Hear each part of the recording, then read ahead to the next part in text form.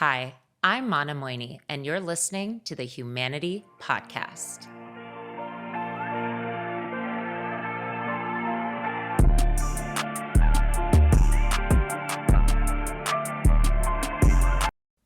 Hi, everyone. Thank you for being here today.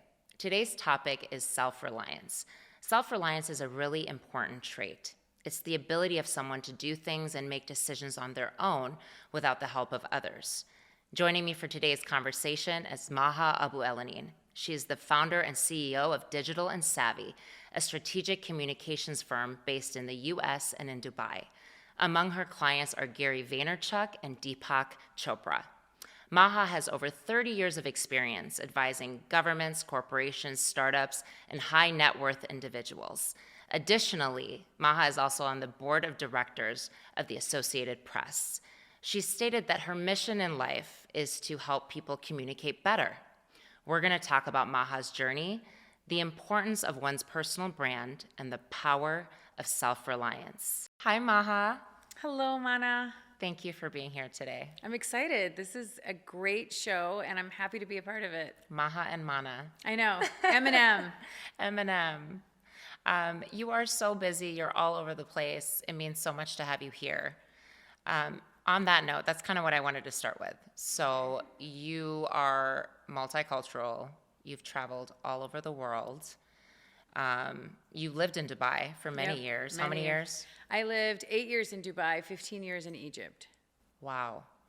What is your favorite part about traveling the world? I think traveling teaches you so much, right? You get to learn about the people, about the culture, about the way people do business differently.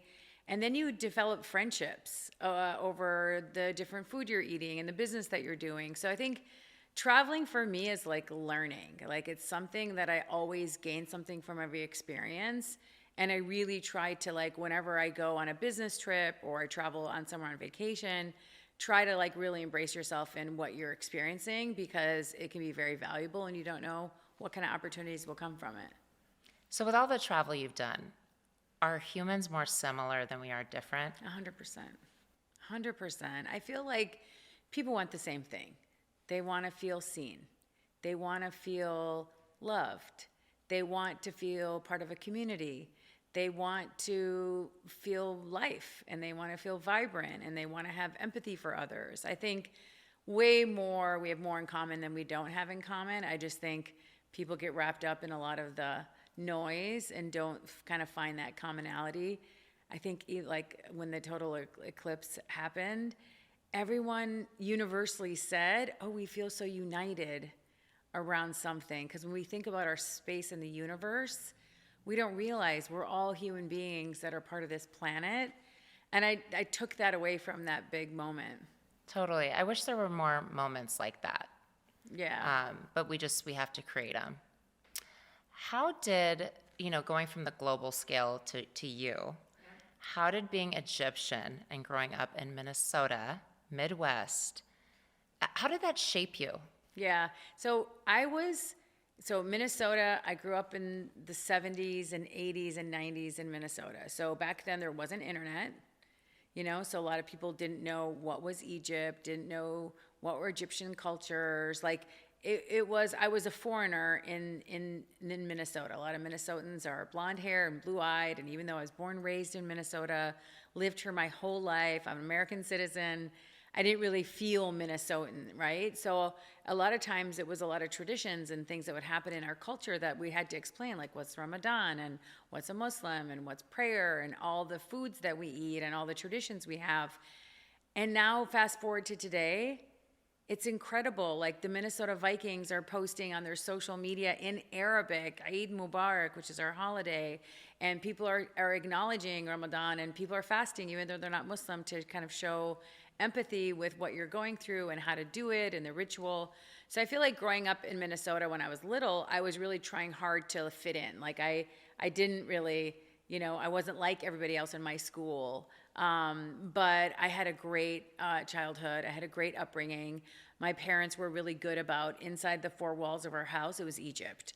The rules, the food, the customs and the traditions. Open the door, you're in America, you go outside.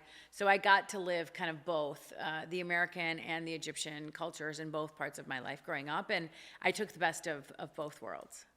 I think the skill to acclimate is a really special one and a beautiful one. I had to do so as well as an immigrant. What inspires you? People inspire me. I think the way that the world is changing is really inspirational to see how technology is impacting what we're doing, how people are able to kind of come closer together and to learn from other people. So I get really inspired by the people around me.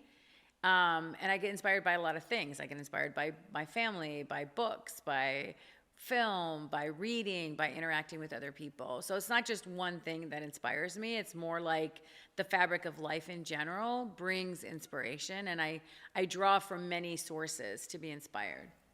One of the things I admire about you is I feel like you're always trying new things and new experiences. Do you think as humans we spend enough time investing in ourselves, whether it's increasing our knowledge or focusing on our health? Yeah, I mean, honestly, if I am not learning, I'm not growing. If I'm not growing, I'm dying. So I feel like the world's got so much out there to take advantage of. Like, learning is a really good way to invest in yourself. Like, if there's new things out there, why shouldn't I embrace them? Like, I was just telling my team yesterday, I saw this video. It was like, oh, how to get more protein in your diet. Like, I want to know how to get more protein in my diet. Like, that hooked me. And I'm going to learn new ways to eat better. Like, I want to embrace all that stuff to invest in myself. That's why I love reading. That's why I like listening to podcasts. Like, I feel like there's so many interesting people out there sharing knowledge for free. It's on the internet for free. Why wouldn't I take advantage of it? And I feel like being a lifelong learner means that you're spending time not actively learning, but just trying to like pick up what you can from the experts that are out there. We know so much more about science and about our health. We're going to live longer, and that longevity is a big deal. Like, so we can live longer, so we can experience more joy in our lives. So there's so much happening in the market. So I feel like, why not take advantage of it and invest that into yourself? And I think a part of what you're saying too, people who tend to lean towards being more curious probably spend more time doing those things. And it's like, it's not that hard to find is my other point too. It's like, it's on the internet for free. Like, if you like YouTube videos, watch videos. If you like listening to podcasts on your walk or in the airport or on your drive to work, like, absorb content, because there's so many good things out there. So it's not that hard. I don't even think it's a matter of you need to be curious. You just need to know where to go to find it. Sure. And being intentional too about what you're consuming. Yeah, exactly. Speaking of, taking a leap, you just wrote a book. I did. It'll be out this fall. Congratulations. Thank you. The 7 Rules of Self-Reliance. Yes. What does self-reliance mean? I'm sure you've had to explain this. Yeah, I think I like to explain it as what it is not. Self-reliance doesn't mean go it alone, I don't need anybody. What it means is you have the tools and the power within yourself, if you believe in yourself, have confidence in yourself, to actually do the things you want in your life and take it forward. So, if you say, well, I don't know a lot of people and I don't know how to get things done, I need to rely on other people to help me. I'm giving people the rules of how to rely on themselves, how to build their own network, how to nurture those relationships so you can rely on yourself, how to build your own personal brand. Because if you are strong and personal brand equals reputation, you'll be able to go out and get what you want for your business, for yourself, and your job and your career. I teach skills like how to create value for other people. Like, if I'm in a friendship or a relationship or a business relationship with you, how do I give you value so that you continually invest with me or grow with me or keep me as an employee because I'm continuously bringing you value. So I'm teaching skills that people need to rely on themselves instead of waiting for permission from others, instead of waiting for that manager to anoint you that famous project that's going to make you a rock star. Like, how do you take the ownership back in your own hands? And especially AI is coming. We're hearing about a lot of mass layoffs. There could be another pandemic. I don't want to be worried about my future. I want to own all the skills myself. And that's what the premise of self-reliance focuses on. Have you always been self-reliant? Yes and no. So there's times where I had to rely on myself to dig myself out of something. And there's times where I wish I had those skills so I could rely on myself and not wait for others. So it's yes and no. Like some experiences in my life, I'm like, okay, I'm going to have to just figure this out on my own. And some of the experiences, I'm like, no, I need to figure out, like, if I had those skills, I could have done it by myself. So in that vein, how do you define success? I think everyone defines success differently, okay? For me, it's about staying true to my values.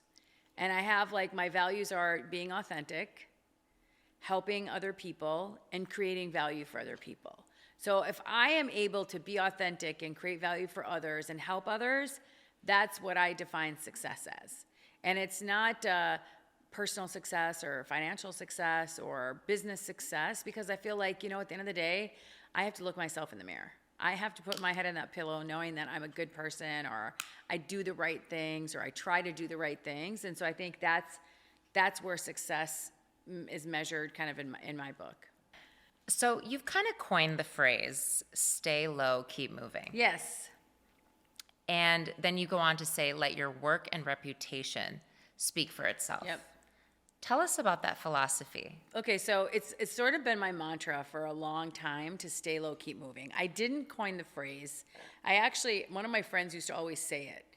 And then when I came to write the book, I looked it up, and stay low, keep moving is a military term where you're basically, when you're down on your feet and you need to, like, inch forward, stay low, keep moving so you don't get hit by arsenal or by a target.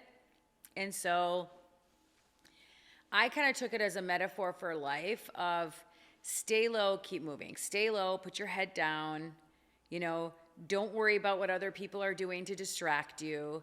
Don't worry about the noise. Don't worry about the jealousy. Don't worry about the competition. Just kind of stay low and put your head down and do the work. Put in the work. Put in the effort. So stay low. Not look at me, look what I did. Don't celebrate your accomplishments. Let your work speak for itself. So don't feel the need to promote your ideas and yourself when you really need to just do the hard work. So that's the meaning of the stay low part. And keep moving is like, keep moving, because you're going to face setbacks. You're going to fail. You're going to have people want to take you down. You're going to have people jealous of your success. You're going to make mistakes. You just have to keep moving. So that's kind of why I had that as like a mantra. I used to, my company always signed my emails at the end to my team, like, stay low, keep moving. Like, just like, you guys got this. Like, stay low, put your head down, put in the effort, and keep moving. I've read, on social media, there's these quotes that say, a good reputation is something that can never be taken from you. Yes. So our reputation is all we have. The only thing, Mana, that you actually own is your name. You may own a house or a car or this microphone or this chair, but all that can go away. What will never go away is your name. And your reputation is the most important thing that you own. And I like people to think about it as a currency. What's its worth? What's its value? How do you protect it? How do you build it? So a lot of time people say, I don't want to do personal branding. It's like a lot of self-promotion. Look at me, look what I did, I'm so cool. I'm like, no, personal branding is not about self-promotion. It's about idea promotion. And it's about thought leadership. And the reason you need to build your personal brand is because you need to protect your reputation. So if you don't do it, you can sure as hell bet that someone else will do it for you, right? Someone will talk about you. Someone will say something. Someone will, try to build them up by, putting you down. So you've got to own your reputation. And so I want people to be intentional about how they treat it and how they put things out on, like, once you put something out on the internet, it's not whack-a-mole, you can't get rid of it, right? So why don't you think about, I need to be proactive and, like, how do I show up in the world? How do people see me? What is my reputation? And we live in a 24-hour real-time cycle of news and culture and internet, and cancel culture is alive and well. So the reason I care so much about reputation is it's your name. You need to protect it, you need to build it, and you need to own it. And you've talked about being able to explain who you are in a sentence. Yes. I think a lot of people, if we were to be put on the spot, we don't even know like where to start, right? It's, hi, I'm Mana, and then you kind of freeze a little bit. Like why is that so important? I think it's identity. Like, you need to be able to articulate who you are and what you care about, right? And I feel like we don't have a lot of genuine relationships. We have a lot of social media relationships. And so when you meet people, you want to connect with them. And the way you can connect with them is by telling them your story. And by telling them the story, you need to explain who you are. So a lot of people, when you meet someone at a party or an event or a business function, they're like, oh, what do you do? Everyone asks about your job or your career. What you do is not who you are. So defining your narrative is who you are. And that's why I always think about, like, what are you passionate about? That really, if someone says, like, who are you, or what are you about, or what do, you can be able to articulate that clearly. I love that, because if we're not clear on our narrative, it kind of tends to become what we do a lot of the time in conversations center around that. Which is fine if it's what you do, because like people want to be like an author or a storyteller or an athlete or a photographer or a chef, or those are all amazing things to be.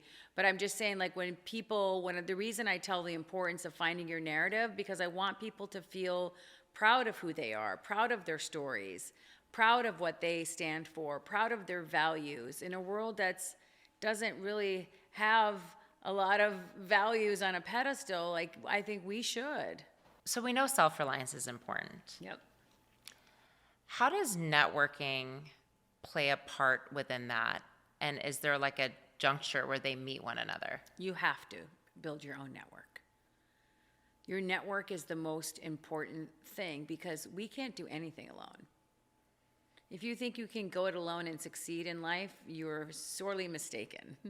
You need a network of friends, of family, of business associates, relationships that you can rely on. Self-reliance is not about going it alone. It's about having the power or the knowledge to, like, oh, I need to build a network. I need to have my own relationships. I don't need to rely on somebody's relationships for things that I need. I need to cultivate a network. I need to build a network. I need to serve my network. A lot of people think a network is there to serve them. Like, oh, I have a network? Okay, that's great. I can ask them for favors. That's not what a network is for. It's about mutual value. It's about mutual, giving and taking. It's not like, okay, when I need a favor, I'll just use my network. Do you have any tips on like networking correctly? Because I think people get a little frustrated because they go to these events.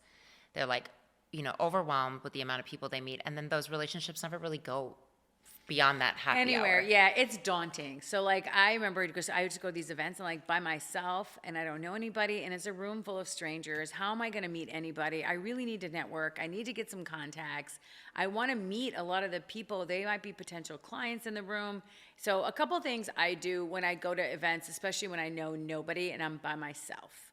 So one is I try to find. I go prepared with a couple of thought starters of things that I want to say, or introductions, like how to introduce myself in a way that, gets someone to engage with me. And I always think about a couple of topics that I want to talk about so I don't get like frozen and freak out in advance. So like I'll go up to people and start just like talking about some of the things I thought about. And then if I get to know somebody and I exchange like their phone number, or I decide that I want to try to take this contact and build a relationship with, like I might meet you, and then we decide that we want to talk about something outside the event. We'll exchange phone numbers. What I'll do is I'll take a selfie with you, and then I'll text it. That's a good idea. To you, because you're going to meet a lot of people at that event, and you're going to forget, and you're not going to save my number right away. But then what I did is I put my name, I took a selfie, I texted you that selfie. So then when I come to text you, you'll say, oh, that was the person that I met, and she put a photo, and then they'll save the name and they'll save the number. So that's the first kind of tip that I give people.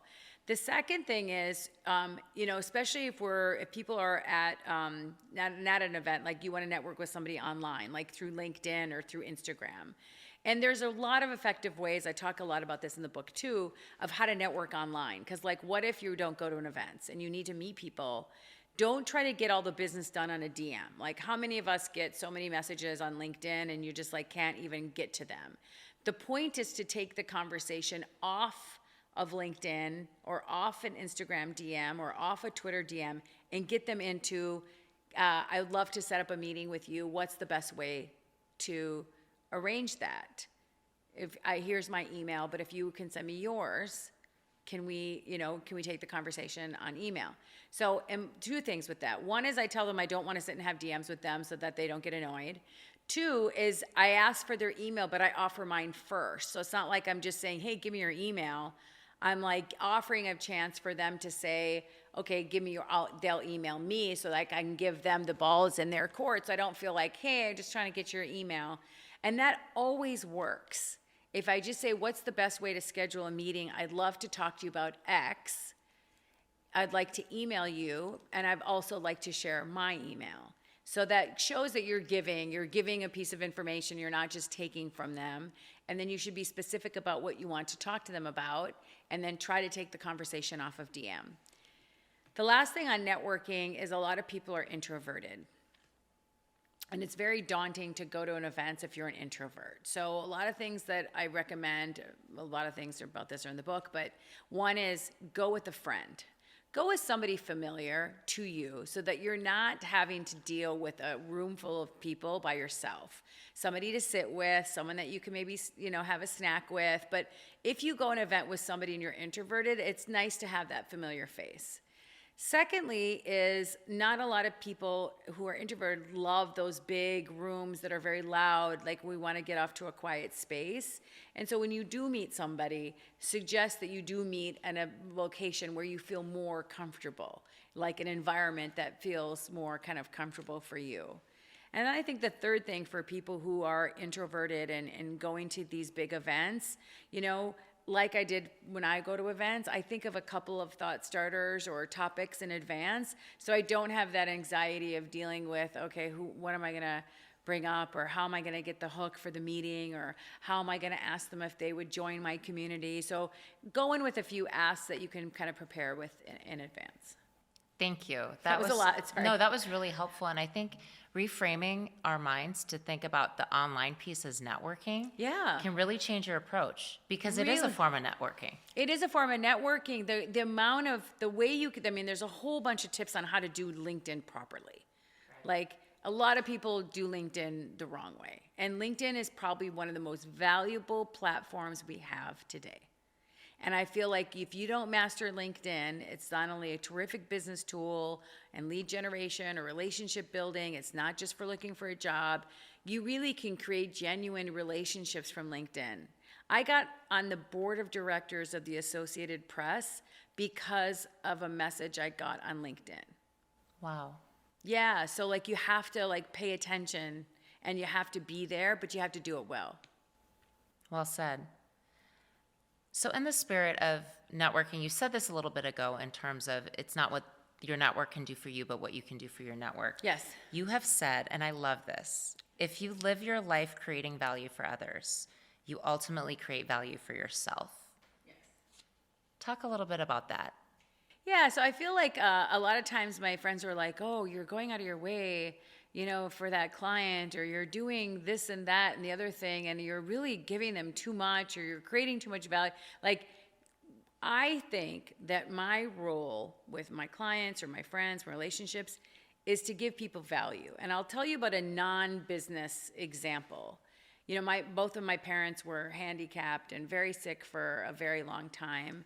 And I really didn't want to put them in a nursing home or do something where they had to go outside for care. I did the care at home.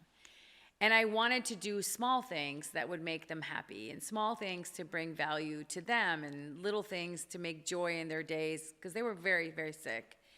And ultimately that brought value back to me. I learned compassion. I learned empathy. I learned patience. I learned, how to care for somebody and how it happens when you get later in life and you get sick. And that's why you want to take care of yourself. But that brought a lot of value to me. Even in my work experiences, if I do something to create value for a client, I'm actually creating value for myself because I'm learning something new. I'm learning a new skill. I'm pushing myself to challenge myself to do something I'd never done before. And I feel like a lot of people think giving value to other people is only good for the other person, when in fact, you're the one that's gaining experience, getting the knowledge, creating new relationships, building more credentials. So it's good for you to give value for others because you ultimately give value to yourself. I love that. I think we lose sight of what's really important at times. Thank you for sharing that vulnerable story. Switching gears a bit, going back to your book, which is very exciting. Did you always know you wanted to write one? And how did you know now was the right time? That's such a good question. So I always wanted to write a book. But it was like 10 years, like more than 10 years. I'm like, I'm going to write a book. And it was going to be a memoir. And it was going to be about my life of growing up Egyptian in America, then moving back to the Middle East. And it was going to be about like my personal story of, the dual culture life and my growing up. And it was going to be a memoir. But then I was like, well, who's going to read that? No one's going to care. Like, no one's going to want to read my story. No one's going to read my book. So then it was kind of like a back burner thing. And then I was like, listen, I also have had a really incredible communications career. I worked for prime ministers and heads of state and Google and Netflix. And I work now in the US with Gary Vee, and I've done some projects, a project for Deepak Chopra and Eva Longoria. So I've done some things that I thought, well, I actually have some really fun work experiences that, especially in the world of communications, people might be able to learn from the advice I'm giving all these big names. Why don't I take a playbook and help other people with that information? So then I was like, okay, maybe I should it's a business and leadership book. And I put my personal stories in there to show those examples. And so then it was like 2018, I'm going to do it. Then it's 2019. And then it was like 2020. It's like the pandemic. Perfect. We're stuck at home. I'll write a book. But then we're going through COVID. We're going through all these other things. So I'm like, that's not a good time to take on a big project because are we going to survive this pandemic? And we're on lockdown.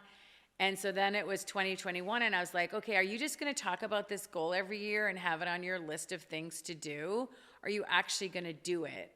So then I was like, but I don't really know how to write a book, and I don't know how to publish a book. So I got to go ask people now, rely on myself, get the answers. What's the book publishing process? You have to have a proposal. You have to write something. Oh, what are the chapters going to look like? Anyways, long story short, in 2022, I was like, that's it. I'm doing this. I'm going to write this book, and I'm going to make it happen. I'm going to write a proposal. So I wrote the proposal, and then last year, 2023, I wrote the book. I got a book deal from Hay House, which is now owned by Penguin Random House. I actually wrote a proposal, got a book deal, which is great. And the book deal, they give you an advance to write the book, and then they support you through the process. And wrote the book last summer. It took me a couple of months. And the reason why I think the timing worked now is I feel like we had spent 2 years in this pandemic trying to figure out who we are and what we're doing and how we're going to work. And then AI came on, and I'm like, listen, if people aren't ready for the future and they don't have the tools they need to rely on themselves, and then a lot of people are going to be in trouble because these are life skills. They're not just like work skills. So one of the chapters is called No Regrets. It's like really hard to live with no regret, but like, what does that mean? Like all the things that happen to you become part of your story. And those are all the good things, the scars, the wins, the losses. And that's part of humanity is having that like thought of this whole world is my world. And I have to embrace that as my story. And so anyway, so the book got done last year, and it comes out. It's like a long process. Comes out next fall. I can't wait to read it. Thank you. I pre-ordered it. I can't wait for people to read it too, and I really hope it helps people. It's going to inspire a lot of people. It's definitely going to educate a lot of people, and it's going to give a lot of people playbooks. Like, okay, how do I actually network properly online and in person? All the tricks that I've used to get into some of the most powerful rooms in the world, from Super Bowl parties to business networking events. Like, how do you do it? And so I've said, like, I'm going to tell everybody, because I think like everyone is capable of doing it. I didn't grow up being self-reliant, but it's definitely a skill anybody can master. What would you tell somebody, and maybe you do in the book, somebody who wants to start something but is dragging their feet, doesn't know where to start, or is just scared? Yeah, it is in the book. So I think a lot of reason we don't take initiative for things that we really want to do. Like, we really want to lose weight. We really want to book that trip.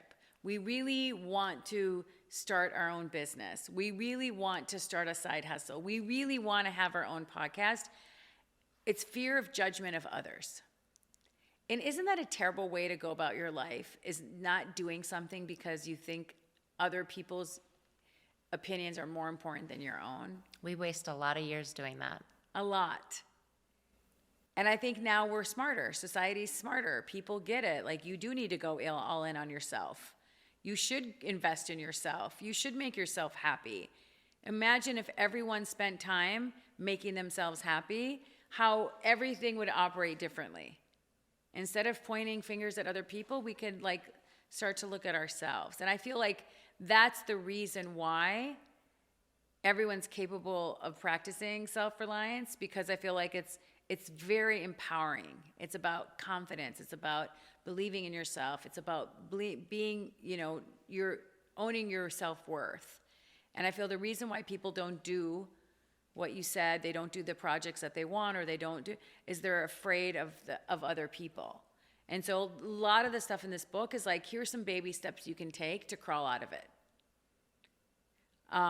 There is a chapter, actually the first chapter of the book is called Don't Be a Waiter, Be a Creator. Because a lot of times we're waiting. We're waiting for Mr. Right. We're waiting for a better job to come along. We're waiting for someone to give us a promotion. We're waiting for someone to give us a sign. We're waiting. Somebody told me, you're a waiter. He said that to me. To you. And I'm like, what do you mean? This was like a long time ago. And I'm like, what do you mean? He's like, you're waiting. You're not actually doing anything yourself. You're just you're going through life. You're doing all the motions. You're doing all. And actually, after he said that, it was my aha moment where I'm like, oh, I don't want to be a waiter. Waiting for what? And he's like, you're just waiting for good things to happen to you instead of going out and creating that. And so then I was like, okay, I'm not waiting around. I'm not going to wait to get in shape. I'm not going to wait for taking that trip I always wanted to take. I'm not going to wait for starting my own business, even though I have no idea how to run a business. And that's when I did. Like, if you don't practice, you're not going to be able to do it. Wow. And I think what I'm learning from just starting this whole thing is you have to give yourself grace, because you're starting and you're going to learn a lot, and you're probably going to fall on your face a couple times. Yeah. So don't be a waiter, and give yourself some grace. Yeah. Like, take it. We judge ourselves too. Like, we're like, oh, we're not successful after this. Like, we also, I think it's because the reality of the world we live in today is everything sort of like instant gratification. I want information now. I want to succeed now. I want like results now from working out or whatever. People want things instantly, and they don't have the grace or the patience to say, you know what, I need time. And then when you step back and look at your life or reflect on a period over time, it's actually rewarding, because you're like, oh, I did that, and that like took me a year, but I did it. Did you learn anything about yourself that you didn't realize during just the last couple years of like writing the book and figuring out publishing and doing all that stuff? I mean, yeah. I mean, first of all, I'm very critical of myself. Like, I'm like, oh, that chapter's not good. Redo it. Rewrite this. Take this piece. So like, I learned a lot about like, okay, I got to trust myself. The first edit was good. Don't rewrite it. Don't obsess over it. Like, is this a good story? Is this valuable? So I feel like I went through that whole process of like questioning, because I really want to bring something valuable for the readers. So I'm like, okay, add more, add more. The second thing is never underestimate how long a project like that takes, right? So carving out the time to like write the book, edit the book, market the book, sell the book, create the community for the book. It's a big undertaking. And I think of all the authors before me that did this. I'm like, this is a whole world that we know nothing about. And so I've been sort of documenting the process. So if somebody wants to write a book, like they can have the cliff notes of like, okay, here's how you can do it and take the shortcut for it. That's amazing. Yeah, it's going to be fun for other people. I want other people to write books. Is there a piece of advice that you've been given recently or in your life that's just always stuck with you? The piece of advice that sticks with me is one that my dad gave me. And he's like, put your head down and let your hard work speak for itself. And that's just kind of like how I've operated. I'm like, you know what? I'm going to do the hard work, put in the effort. Doesn't mean I haven't failed. I've failed a lot. I've been fired from jobs. I've lost jobs. Like, it's just part of life. But like the grand scheme of things is like, you know, I'm going to put in the hard work. And I never at any point, like I was just job, then I went to another job, then I went to another job. I never took a step back and said, oh, that's a career. And when I started to look at a career, then I was like, oh, I did something. But before that, I was always like in the minutia of the day-to-day. And I feel like a lot of people who are listening to this, if you think you're in the minutia of the day-to-day now, take a step back and look at what you've done over time, and then you'll feel really good about yourself. One of my other really good friends in Dubai, like one time I was like, oh, this guy asked me to do this thing, and I don't know how to do it, and I'm stuck, and I gotta deliver this thing, and I really gotta pull deep to figure out how to do this.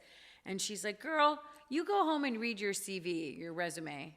And she's like, you go read your resume just to kind of give me like a boost. And she's like, you've done hard things. You can do this. And I feel like, again, a lot of times we never give ourselves enough credit, give ourselves enough grace. And so I think people should think about that. Like, you know, be proud of yourself. We never celebrate ourselves. We are our worst critics.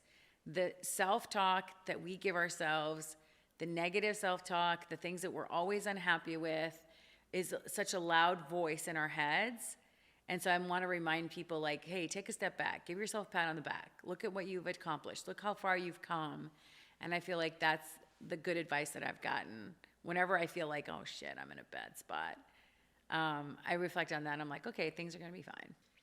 I'm curious, just because you seem like you have it down in terms of getting yourself out of that place.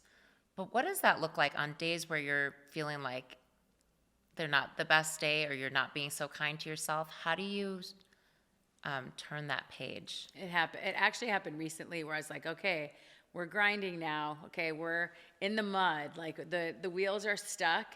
What do? I just like move your one day at a time. Just stay low, keep moving one day at a time. Know that it's not going to last forever and you're going to push out of it. Like, I don't know how and I don't know what and I don't know when, but I know it's going to get better. And just having that hope and optimism, and like obviously you have to put in the work to make things happen. Miracles aren't just going to fall from the sky. But I'm always like, okay, it's going to take longer than I thought, but we're going to get through this. Or it's going to be like an example, like if we lost a client. We lost a client because this is in December. The client ended up switching jobs and they didn't want to renew, and the leader of that account was leaving the company, and so the replacements, like, we can't sign new contracts now, so we're like, we lost a piece of business. I'm like, oh crap, like that's a big contract financially to lose. And I'm like, okay, we're gonna be fine, we're gonna get through it. But clients just don't fall from the sky. Like, we gotta, like, it takes months to get a new client. So I'm like, okay, well, how do we manage now?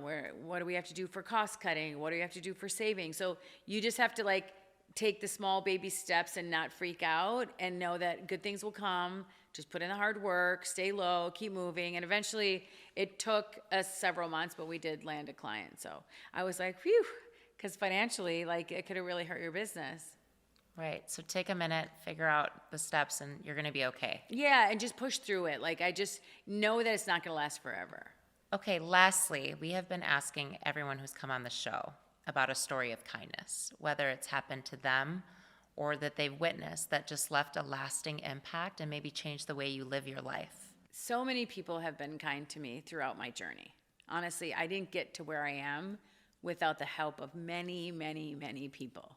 So it's the kindness from my managers that helped me, who gave me direct feedback that I probably didn't want to hear, but that was actually probably the kindest thing they could have done for me. The publisher who took a chance on me as a first-time author to give me the book deal to do this book. Countless people, actually. One of my really close friends that works at Google, and I used to work at Google in Dubai, he's always showing me what kindness means in the face of a lot of adversity. So when he's having a bad day or he's going through stuff, he's always there to show me, hey, how can I help you? How can I be there for you? What can I do for you? Or checking in on me long distance to see that. So I think it's so many small random acts of kindness that I think I've been really blessed to have people who've helped me along my journey.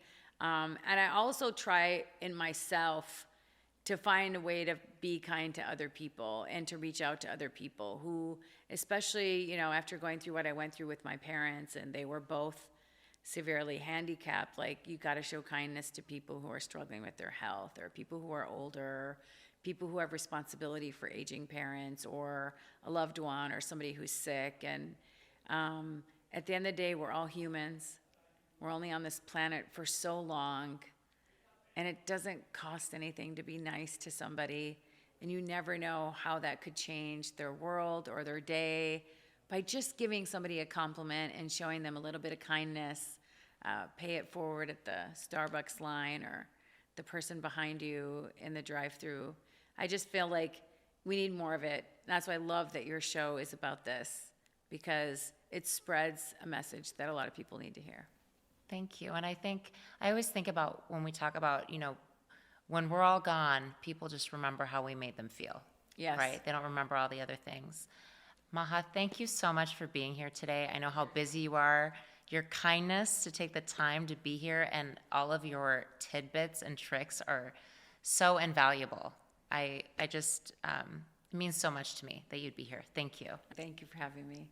I want to leave the listeners with this. There's a famous quote on self-reliance that says, "Insist on yourself, never imitate." What we heard today is that self-reliance is really important, but so are building connections and networking. We all need to figure out what the right balance is for ourselves. Thank you for being here, and thank you for being a part of the Humanity community. I hope you have a wonderful day.